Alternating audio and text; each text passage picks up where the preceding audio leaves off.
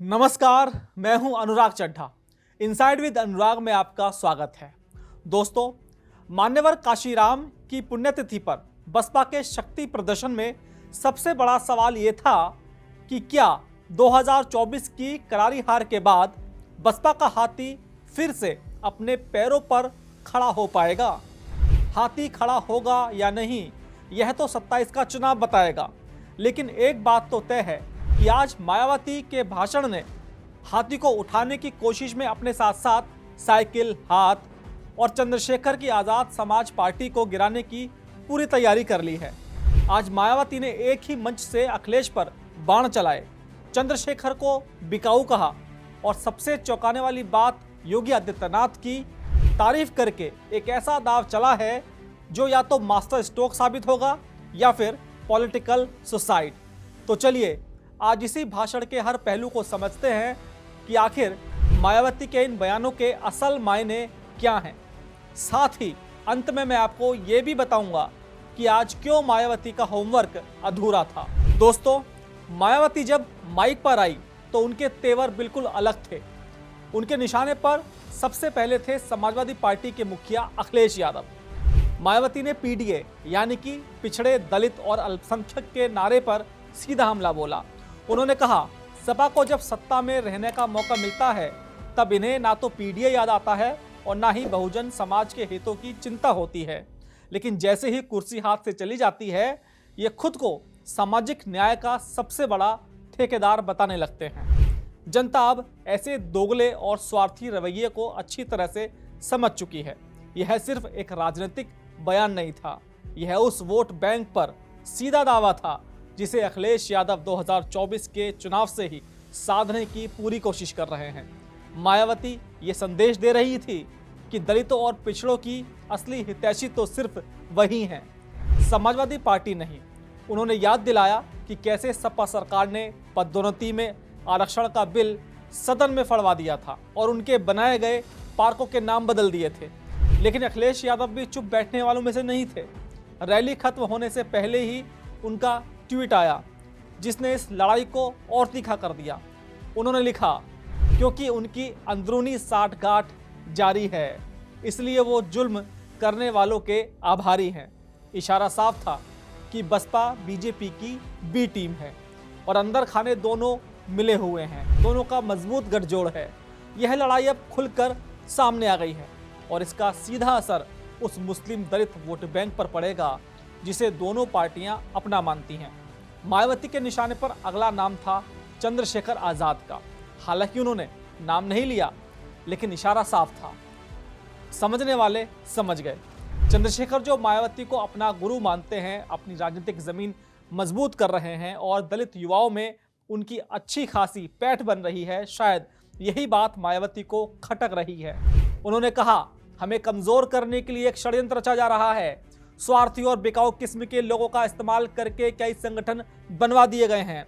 अब तो ये अंदर ही अंदर अपने वोट ट्रांसफर करवा कर इनके एक दो उम्मीदवार भी जिता रहे हैं ताकि दलित वोट बांटा जा सके। बिकाऊ और स्वार्थी जैसे शब्दों का इस्तेमाल ये दिखाता है कि मायावती चंद्रशेखर को एक गंभीर राजनीतिक खतरे के रूप में देख रही हैं। वो अपने कोर वोट बैंक को यह संदेश देना चाहती हैं कि असली ताकत बसपा के पास है और बाकी सब वोट काटने वाली पार्टियां हैं। हालांकि चंद्रशेखर के लिए यह हमला एक बैज ऑफ ऑनर की तरह होगा कि उनकी भी सियासी ज़मीन इतनी बढ़ गई है कि रैलियों में उनका नाम भी लिया जा रहा है, वो भी उनके गुरु के द्वारा। खैर, अब बात करते हैं उस बयान की जिसने लखनऊ से लेकर दिल्ली तक सियासी गलियारों में हलचल मचा दी है। मायावती ने मुख्यमंत्री योगी आदित्यनाथ की तारीफ की। उन्होंने कहा कि वर्तमान सरकार की आभारी हूँ। उन्होंने काशीराम पार्क और अंबेडकर पार्क में आने वाले लोगों से मिले टिकटों का पैसा सपा सरकार की तरह दबाकर नहीं रखा।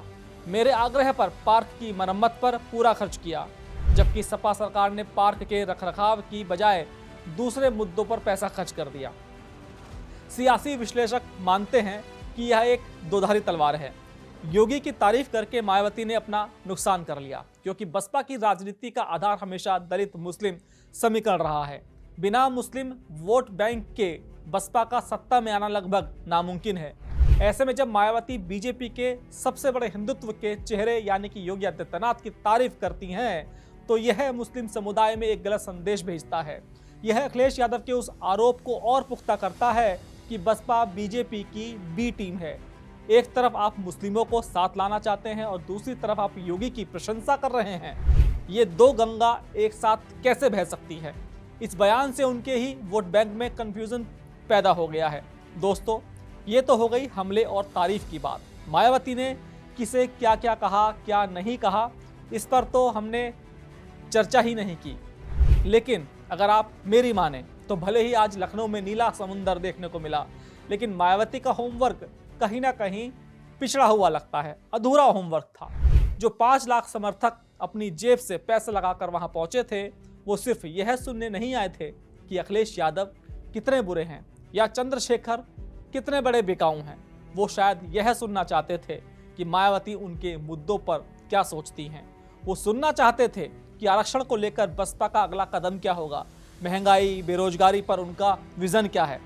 आज उत्तर प्रदेश में छोटी छोटी जातियां अपने मुद्दों को लेकर गोलबंद हो रही हैं। संजय निषाद आरक्षण के मुद्दे पर अपनी पैठ बना रहे हैं।